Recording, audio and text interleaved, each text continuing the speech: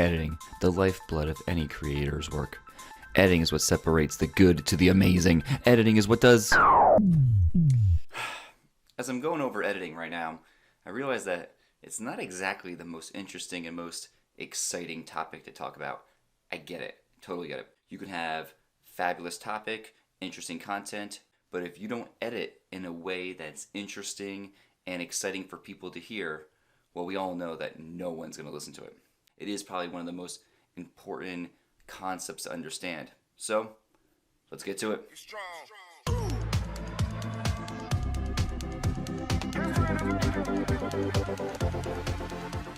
Hi, I'm Mark from Modern Music University, and this is the final part of a 4-part series all about introducing podcasting to your students. Part 1 was all about prep work and introducing podcasts to your students. Part 2 was all about recording their first podcast and all the different layers that they should include in it.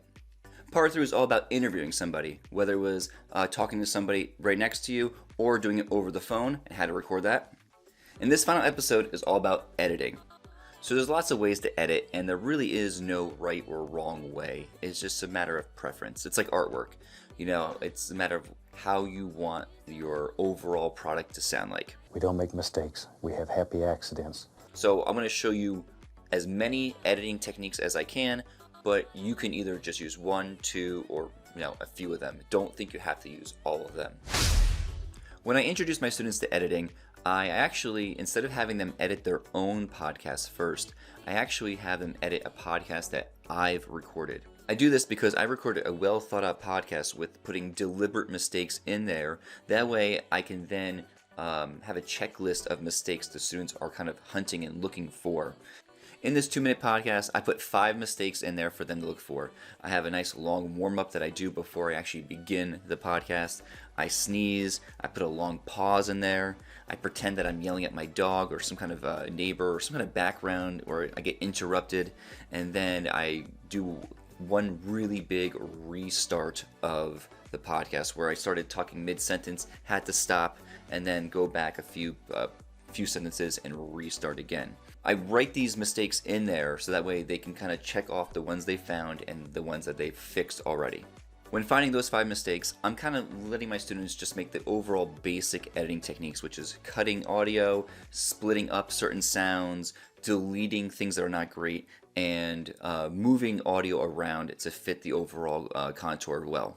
We can then enhance the podcast by having students add some music in the background or at the beginning. We can have them add some sound effects if we want, whether it's like a laugh track or an audience clap. This is really good for if you're doing a review or even an interview. That way, if you hit a really exciting point in your interview, if you just stop the music for that split second, it creates a really overall effect, kind of like something like this. If you're liking this video and the content that it shares, please hit the like button. Also, consider subscribing because new videos come out every week. Thank you. Another technique that we can include is automation. If we want the volume to kind of fade away for music, or we want our voice to fade in, we can have automation and have a nice seamless transition in between different sections. The last technique that we can use, which is kind of a high-level editing technique, is processing your voice. Adding a vocal effect to your voice to make it sound clearer, warmer, punchier is something that maybe you want to introduce your students to, and this would be a perfect assignment to do that. Processing your voice is pretty much what all musicians do on a recording. They want their vocals to sound the best that they can, so they add EQ, compression, saturation, maybe a noise gate or a limiter.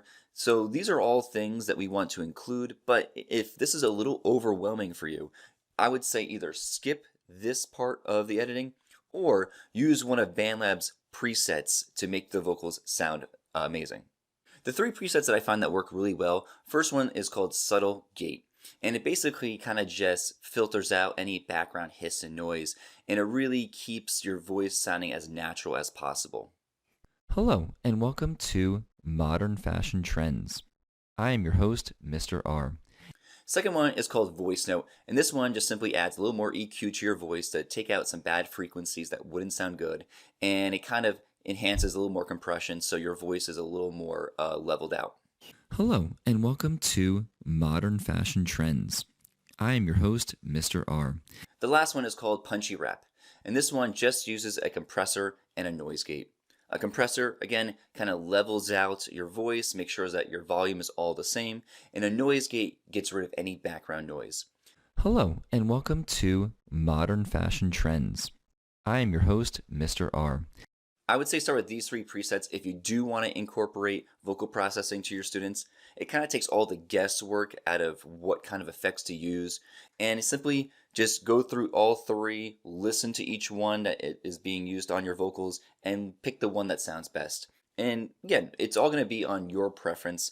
There's really no right or wrong way. Listen to the preset. If it sounds good, that's the winner right there. If you want to dive a little further into vocal processing, stick with the 3 kind of important ones, which is first EQ, which is going to take out any bad frequencies, and you can also enhance good frequencies.